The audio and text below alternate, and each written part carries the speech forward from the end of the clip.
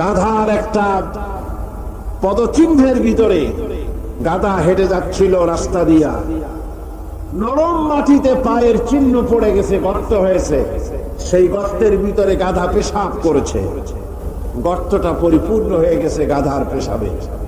পিঁপড়া একটা যাচ্ছিল কোথাও, সে হাঁটতে হাঁটতে গাধার পেশাবের মধ্যে পড়ে গিয়েছে। সামান্য বাতাসে পানিটা নড়তে ছিল। পিঁপড়া তখন নাকি বলতেছে যে ভূগোলের পাতায় পড়েছিলাম সেই পাঠশালার জীবনে, পৃথিবীতে নাকি আটলান্টিক নামক একটা মহাসাগর আছে। শেষ পর্যন্ত আমি সেই আটলান্টিক মহাসাগরেই পড়ে গেলাম। এই উত্তাল ঢেউ অতিক্রম করে কেমনে আমি কিনারে যাব?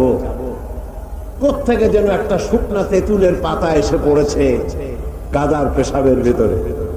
পিঁপড়া বহু কষ্ট করে ওই পাতার উপরে উঠে বসেছে। পাতাটি ঢেউয়ের তালে তালে সামনের দিকে এগিয়ে যাচ্ছে। পিঁপড়া এখন খুব দাম্ভিকতার সাথে, অহংকারীর সাথে পিঁপড়া বলছে, ইতিহাসের পাতায় পড়েছিলাম পৃথিবীতে নাকি টাইটানিক নামক বিরাট এক জাহাজের অস্তিত্ব ছিল। শেষ পর্যন্ত ভাগ্যের জোরে আমি সেই টাইটানিকের নাবিক হয়ে বসলাম। কি সাংঘাতিক! আমি আজ টাইটানিকের গর্বিত নাবিক, আর এই আটলান্টিকের উত্তাল ঢেউ পাড়ি দিয়ে চলছে আমি আমেরিকা আবিষ্কারের জন্য। গাধার পেশাবের ভিতরে তেঁতুলের পাতায় বসে পিঁপড়ার যে অহংকার! আমার দেশের তথাকথিত নাস্তিক মোরতাদ জাতীয় বুদ্ধিজীবীরা এর চাইতেও নিকৃষ্ট।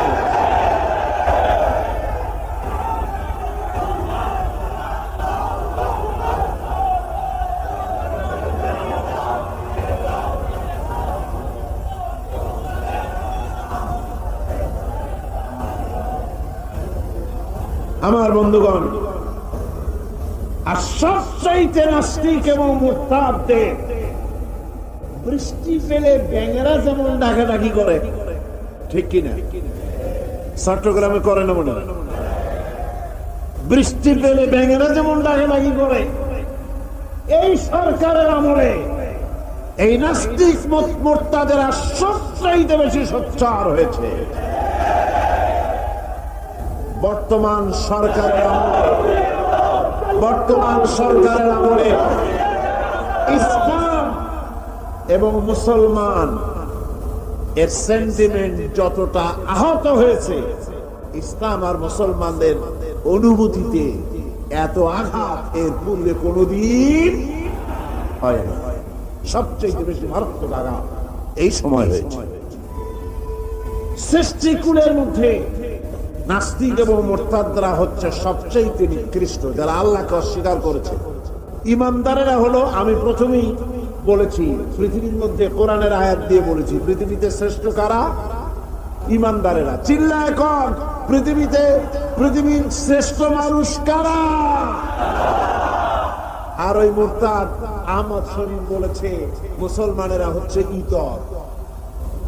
নাস্তিকরাই হলো সবচেয়ে ভালো মানুষ, আর আস্তিক যারা আল্লাহরে মানে তারা হলো সবচেয়ে নিকৃষ্ট মানুষ। আর আল্লাহ বলছেন পৃথিবীতে ইমানদারেরা শ্রেষ্ঠ মানুষ কারা? ইমানদার। এবার আল্লাহর ভাষায় শুনুন, পৃথিবীর শ্রেষ্ঠ মানুষ কারা? তাও আল্লাহর ভাষায় শুনেছেন। এবার আল্লাহর ভাষায় শুনুন, এই পৃথিবীতে নিকৃষ্ট মানুষ কারা?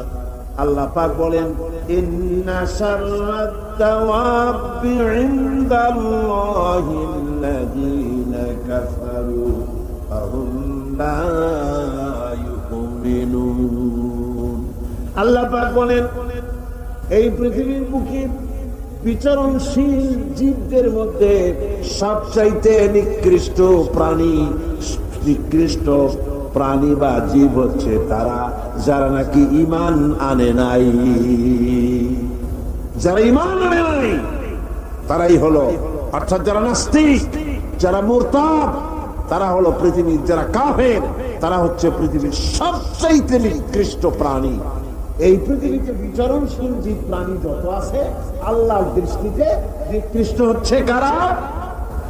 নাস্তিক এবং মুরতাদ। এদের জন্য শাস্তি আল্লাহ রাব্বুল আলামিন বলেন, কাফির দুনিয়া এবং আখিরাতের উভয় জায়গায় শাস্তি তারা পাবে, কোন জায়গায় তাদের শান্তি হবে না।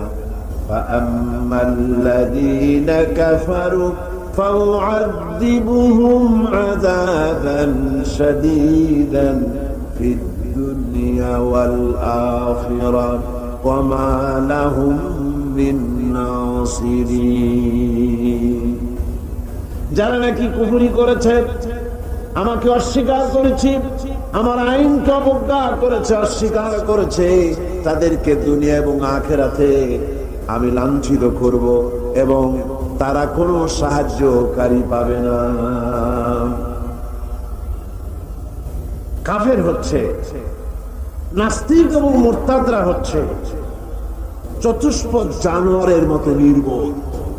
এরা নিজেদেরকে বুদ্ধিমান বলে দাবি করে, কিন্তু আল্লাহর কথায় এরা হচ্ছে নির্বোধ চতুষ্পদ জানোয়ারের মতো। কিসের মতো বলুন? জানোয়ারের মতো।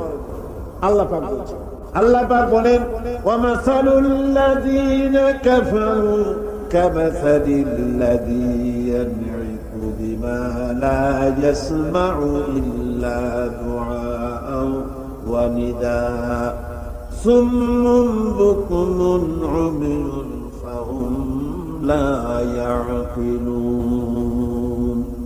আল্লাহ পাক বলেন, কাফেরদের দৃষ্টান্ত হচ্ছে এরকম, রাখাল যেমন তার জানোয়ারকে ডাকে। আপনাদের দেশে আছে না রাখাল গরুকে ডাকে, হ্যাঁ গরু এদিকে আয়, বলে না এদিকে আয়, অথবা ডাইনে যাওয়ার সামনে যা। গরু থেকে বোঝে যে এদিকে আয় মানে আমারে ডাকতেছে, ওদিকে যা মানে আমারে সরে যেতে বলতেছে, এগুলো বোঝে। আল্লাহ পাক বলেন, রাখাল যেমন চতুষ্পদ জানোয়ারকে ডাকে। জানোয়ার শুধু একটা আওয়াজ শোনে মাত্র, কিন্তু রাখাল কি বলে তা সে বুঝতে পারে না, শুধু একটা আওয়াজ শোনে। ও তো হলো বধির, ও হলো অন্ধ, ও হলো বোবা। অনুরূপ ভাবে যারা কাফের, তারাও কোরআনের কথা শোনে, হক তারা দেখে, হকের আওয়াজ তারা শোনে, কিন্তু ওই চতুষ্পদ জানোয়ারের মতো একটা আওয়াজ শোনে, কি বলে তা তারা বোঝে না। অন্তর থাকতে, বিবেক থাকতে তারা হককে বোঝে না, চোখ থাকতে হককে দেখে না, কান থাকতে হকের কথা তাদের কানের মধ্যে ঢুকে মনের গহীনে বুঝে, মনের গহীনে পৌঁছে, সেটার অনুসরণ তারা বোঝে না, চিন্তাও করে না। এদের অবস্থা হলো উলাইকা কাল আনআম, এরা হলো চতুষ্পদ জানোয়ারের মতো। আল্লাহ পাক বলেন, শুধু জানোয়ার বললে হয় না, বালহুম আদাল, বরং জানোয়ারের চাইতেও নিকৃষ্ট। যারা নাকি কাফের, যারা নাস্তিক, যারা মুরতাদ, তারা জানোয়ারের চাইতেও নিকৃষ্ট, চতুষ্পদ জন্তুর চাইতেও খারাপ। কাফের নাস্তিক মুরতাদদের সারা জীবনের সাধনা নিষ্ফল। কোরআন বলছে, ভালো করে শোনেন, কোরআন বলছে যারা কাফের, ঈমান যারা আনে নাই, যারা নাস্তিক, যারা মুরতাদ, তাদের সারা জীবনের সমস্ত সাধনা সব কি? ব্যর্থ, নিষ্ফল। আল্লাহ পাক বলেন, ওয়াল্লাযীনা কাফারু আ'মালুহুম কাসারাবিন বিকিআতিন ইয়াহসাবুহুল যামআনু মা'আ হাত্তা ইযা জাআহু লাম ইয়াজিদহু শাইআ। আল্লাহ পাক বলেন, কাফেরদের আমল হলো এরকম, যারা নাকি আমাকে অস্বীকার করেছে, তাদের আমল, তাদের কাজগুলি অবস্থা এমন যেমন মরুভূমির ভিতরে মরুচারীরা পথ চলতে গিয়ে দূরে দেখতে পায় পানি আছে, মনে করে পানি মনে করে তার কাছে যায়। যখন কাছে চলে গেল, যারে পানি মনে করেছিল,